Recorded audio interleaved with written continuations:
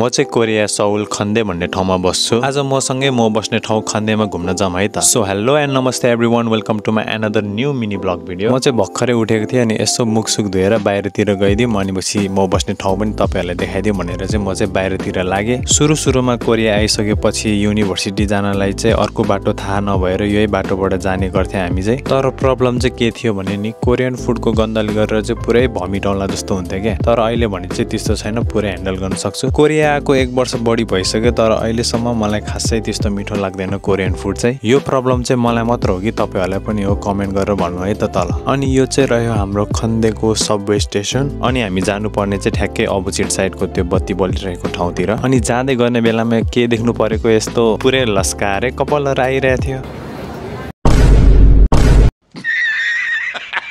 अनि मेरो चाहिँ रियाक्सन यस्तै थियो।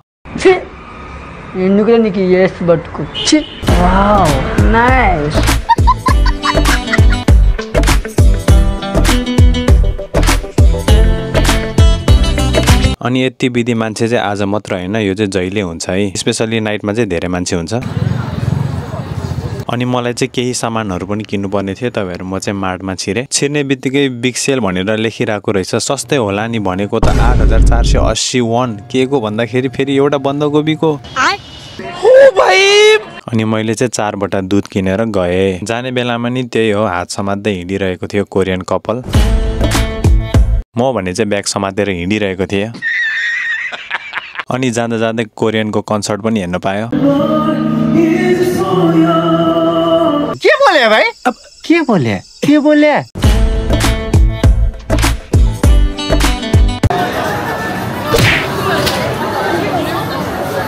अनि यहाँ चाहिँ मोमो स्टेसन थियो अनि मैले त मोमो पो पाउँछ होला भनेको त हैन, खेल्ने ठाउँ पो रहेछ है। अनि जाँदै गर्दा मैले फन सिटी पनि देखेँ, यो चाहिँ गेम खेल्ने ठाउँ हो। नेक्स्ट टाइम साथीहरुसँग आयो भने म गेम खेलेर देखाउने वाला छु। अनि म चाहिँ फाइनली रुममा आइपुगे। देख्न सक्नुहुन्छ मेरो बडी। अरे बडा कमजोर लेग पीस है। सो आजको लागि चाहिँ यति नै, अर्को ब्लगमा भेटौँला। एन्ड भिडियो मन पर्यो भने do not forget to like. See you in next video guys, bye by.